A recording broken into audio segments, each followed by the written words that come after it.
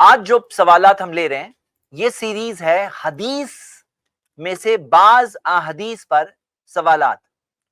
जो लोगों ने बाज हदीसों पर सवाल उठाया है, हम उन हदीसों में से कुछ हदीसों को इंशाल्लाह आज के इस स्ट्रीम में देखेंगे, जिसके अंदर क्या सवाल है उनका, किन हदीसों पे उनका एतराज है, हम इंशाल्लाह ये सब देखेंगे। स्टार्ट करते हैं हम आज का पहला सवाल। मक्खी के पर में शिफा, मक्खी के पर में शिफा है, और इस ताल्लुक से जो हदीस पर एतराज उठाया जाता है वो ये हदीस है सही बुखारी की। ये हमारा आज का पहला सवाल है। अल्लाह के रसूल मोहम्मद सल्लल्लाहु अलैहि वसल्लम ने फरमाया, इज़ा वक़ा ज़ुबाबु फी शराबि अहदिकुम, अगर तुम में से किसी के शराब यानी कि पीने की चीज में जुबाब यानी कि मक्खी गिर जाए, वक़ा गिर जाए, फलयगमिसहु, उसे चाहिए कि उस मक्खी को डुबा दे, सुम्मा लियंज़िहु, फिर उसे निकाल दे। फ़इन्ना फी इहदा जनाहिही दान, क्योंकि उसकी एक पर में बीमारी है, वल उखरा शिफान, और उसके दूसरे पर में शिफा है। एक पर में बीमारी है, दूसरे पर में शिफा है। तो ये चीज के ऊपर बहुत सारे ऐसे क्रिटिक्स ऑफ इस्लाम है जो इस्लाम से दुश्मनी के अंदर अपनी आंखों को भी बंद कर देते हैं। वो लोग एतराज उठाते हैं, कहते हैं कि ये क्या बात है, मक्खी को डुबो दो, मक्खी को, पानी पी रहे हो, दूध पी रहे हो, मक्खी को डुबो दोगे? हाँ, तो वो इस पे एतराज उठाते हैं, कहते हैं ये क्या बात है, ये तो अनसाइंटिफिक बात है। पहले तो हम उनसे ये कहते हैं, हमारा ये मानना है कि हमारा जो पालनहार है ना, बनाने वाला, वो आपके मुझसे, आपसे या मुझसे बेहतर जानता है, और इस्लाम ने उसका सही तारुफ दिया है कि हम सबका पालनहार कौन है, क्लियर अंडरस्टैंडिंग दिया है कि क्रिएटर कौन है, और हम वो क्रिएटर को जानते हैं कि ये हमारा मालिक है, खालिक है, क्रिएटर है, सब कुछ आसमान और जमीन का बनाने वाला है। तो वो जो खालिक कायनात है वो सब कुछ जानता है कि नहीं जानता है। दूसरी चीज कि उसकी किताब है कुरान, और कुरान के अंदर कई सारी बातें ऐसी मौजूद है जिससे देखकर क्लियर होता है कि अल्लाह की किताब है। उसने जिस मैसेंजर को भेजा है, आखिरी पैगंबर मोहम्मद सल्लल्लाहु अलैहि वसल्लम को भेजा है, और मोहम्मद सल्लल्लाहु अलैहि वसल्लम सच्चे रसूल हैं, इसके ताल्लुक से बहुत सारे प्रूफ्स हैं। जब ये सारी बातें क्लियर हो किसी के लिए, और फिर एक दिन उसके सामने हदीस आती है और उसे समझ में भी ना आए, अगर अगर उसको समझ में ना आए, या जो रिसर्च मैं आपके सामने अभी रखने वाला हूं वो उसके इल्म में ना हो, तो उसे क्या सोचना चाहिए? उसे समझना चाहिए कि जब ये चीज अल्लाह के नबी सच्चे रसूल ने फरमाया, तो भले ही साइंस ये आज बात को अब तक नहीं समझ पाया, लेकिन हम जिस इल्म की बात कर रहे हैं वो कायनात का बनाने वाला है, उसके पास तो जो इल्म है उसको कोई कंपेयर नहीं कर सकता, उसके कंपैरिजन भी नहीं है किसी से। पूरी दुनिया का इल्म कुछ नहीं है उसके इल्म के सामने। तो हम जानते हैं कि वो खालिक कायनात के ताल्लुक से जब बात होती है, तो बात सिंपल एंड क्लियर है। वो बात ये है कि उसको पता है, हमें नहीं पता है। ये है बुनियादी बात।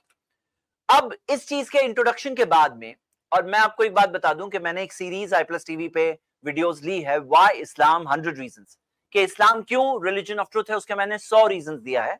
अगर वो 100 रीजंस में से कोई एक रीजन भी किसी को कन्विंस कर रहा है, और उसको ये बात समझ में आ गई कि ये जो दीन है ये दीन हक है, फिर उसको ये हदीस नहीं समझ में आती, तो उसके पास एक बात है कि उसको पता है कि ओके, जैसे मैंने कहा, we are waiting for science to catch up, कि साइंस कैचअप करेगा, इंतजार कर रहे हैं हम कि उसको समझ में आए। हो सकता है कुछ साल बाद समझ में आएगा, हो सकता है ना समझ में आए, हम ऐसे सोचेंगे। लेकिन यहां पर इस चीज में साइंस ने थोड़ा सा कैचअप किया है। आइए देखते हैं साइंस ने क्या कैचअप किया। सबसे पहले मक्खी का हाउसहोल्ड फ्लाई जो होती है उसका नाम है मस्का डोमेस्टिका। वो मस्का वो वाला नहीं, बटर वाला, ये इसका नाम है मस्का डोमेस्टिका। ये नाम इसका देखने के बाद हम आगे बढ़ते हैं। सबसे पहली बात मैं आपको एक बात बताना चाहता हूं, आप ये हदीस को फिर से पढ़िए। ये हदीस में कहीं भी ये नहीं दिया है कि तुम्हें वो पानी पीना ही पड़ेगा या जो लिक्विड है वो पीना ही पड़ेगा, ये कहीं नहीं। ये बात भी बता रहा हूं मैं, नोट कर लीजिए। दूसरी चीज, ये चीज जो एक नॉर्मल ड्रिंक की बात है, अगर मान लो उबलती हुई चाय है, बहुत गर्म चाय है, और उसके अंदर कोई मक्खी गिर जाए, तो वहां पर एक मक्खी के अंदर एक और चीज ये हो गई, वो पक भी गई, वो गर्माश से पक भी गई। तो वो पकी हुई मक्खी की बात नहीं हो, एक नॉर्मल मक्खी की बात हो रही है। ये भी बात मैं आपके सामने रख रहा हूं। एक नॉर्मल मक्खी जो एक नॉर्मल ड्रिंक में गिर रही है, जैसे मैं अभी, ये पानी है, अब मैं पानी ये पीना चाह रहा हूं, अब अचानक सपोज को एक मक्खी गिर गई, और मक्खी जो गिरती है, तो नबी सल्लल्लाहु अलैहि वसल्लम ने क्या फरमाया कि उसे क्या चाहिए, फलयगमिस हो, उसे चाहिए कि उसे डुबो दे, सुम्मा लियंज़ी हो, फिर उसे निकाल दे, पहले डुबो दे फिर उसे निकाल दे, क्योंकि उसके एक पर में बीमारी है, दूसरे पर में शिफा है। तो हम ये देखते हैं कि ये नॉर्मल ड्रिंक की बात हो रही है, ये ऐसे गर्म हॉट ड्रिंक की बात नहीं हो रही, इसको भी हम एक्सक्लूड कर रहे हैं। अब हम आगे बढ़ते हैं। सबसे पहली जो मिराकुलस चीज, जो एक मौजिजा है, जो इस हदीस में हमें दिख रहा है, कई मौजिजे दिख रहे हैं, सबसे पहला मौजिजा जो दिख रहा है कि क्या आपको यह पता है कि इंसेक्ट्स जो होते हैं ना, इंसेक्ट्स, चाहे क्रॉलिंग इंसेक्ट हो या फ्लाइंग इंसेक्ट हो, उसमें से 97% जो इंसेक्ट होते हैं उनको गुड इंसेक्ट्स बोलते हैं, गुड इंसेक्ट्स, यानी कि वो कोई नुकसान नहीं पहुंचाते या तो कम से कम न्यूट्रल रहते हैं, गुड इंसेक्ट्स होते हैं।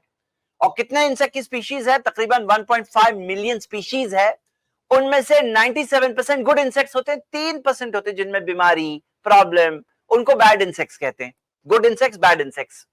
तो मैं आपके सामने बात ये रख रहा हूं, जरा सोचो कमेंट्स में आप लोग बताओ, स्टूडेंट्स जो सुन रहे हैं आज, जो हमारे सारे स्टूडेंट्स जो जमा है आज क्लास के अंदर, मैं आपसे पूछ रहा हूं, आप जरा सोच के मुझे बताओ, अल्लाह के रसूल मोहम्मद सल्लल्लाहु अलैहि वसल्लम ने जब फरमाया कि एक पर में बीमारी है, एक पर में बीमारी है और मक्खी से बीमारियां होती है, यानी कि उसको बैड इंसेक्ट के अंदर शुमार किया, क्योंकि कोई अगर उसका जो एंटीडोट, जो वो बीमारी है उसकी जो शिफा जो दूसरे पर में मौजूद है, जिसको इंफॉर्मेशन नहीं पता होगी, उसको तो सिर्फ नुकसान होगा ना, मक्खी आके बैठी उड़ गई, तो क्या होता है, ये बैड इंसेक्ट्स में से है। ये सबसे पहली बात है 1400 साल पहले कैसे इतने कंफर्म तौर पे बता रहे हैं नबी सल्लल्लाहु अलैहि वसल्लम।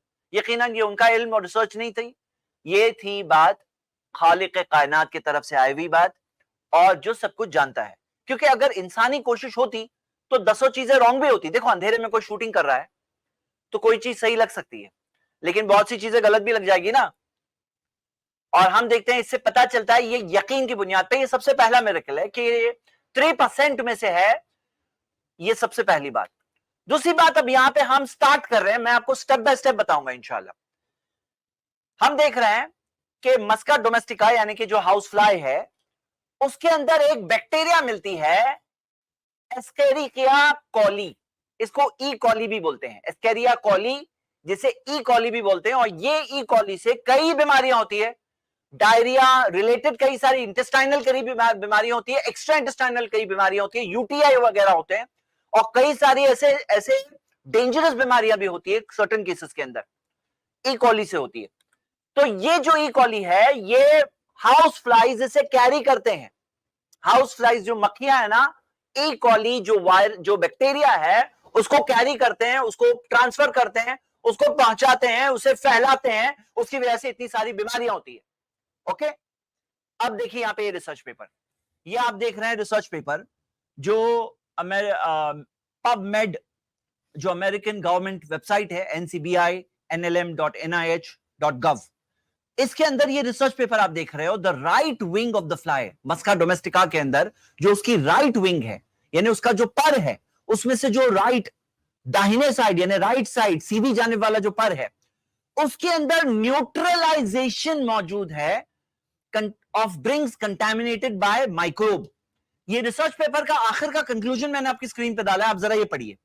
From the conducted research it is proven that the right wing of Musca domestica fly can neutralize the drinks that have been contaminated by Escherichia coli bacteria। जो बैक्टीरिया का मैं नाम ले रहा था, जिससे ई कोली, जिससे इतनी सारी बीमारियां होती है, वो न्यूट्रलाइज हो जाता है राइट विंग ऑफ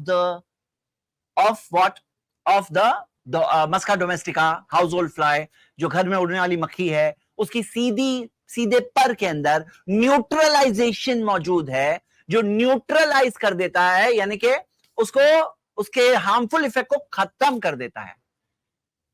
और हदीस पढ़ रहे हैं आप, हदीस पढ़ रहे हैं, फइन्ना फी इहदल जनाही दान वल उखरा शिफान, उसकी एक पर में बीमारी है और दूसरे पर में शिफा है।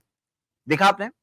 तो ये हो गई हमारी पहली बात, पहला स्टेप मैंने ले लिया, पहला स्टेप मैं आपको बता दें। सेकंड स्टेप आगे बढ़ते हैं। सेकंड स्टेप में आप ये देख रहे हैं, ये एक दूसरा रिसर्च पेपर है, और ये रिसर्च पेपर में क्या आया है, जो researchgate.net पर है, microbiological study of fly wings.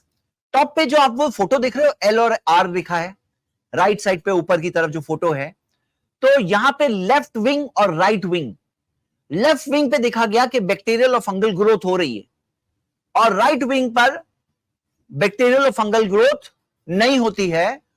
उसे डाला गया और डाल करके फिर भी पाया गया कि कोई जो कल्टीवेटेड प्लेट्स और nutrient agar media and potato dextrose agar media demonstrate both bacterial and fungal growth on the left wings, left wing पे हो रही है, उसके जो एक्सट्रैक्ट, लेफ्ट विंग्स के एक्सट्रैक्ट्स जो है उसके ऊपर हो रही है, लेकिन कोई भी बैक्टीरियल ग्रोथ नहीं हो रही है, फंगल ग्रोथ नहीं हो रही है राइट विंग के ऊपर। ये एक दूसरी रिसर्च पेपर मैंने आपके सामने रखा।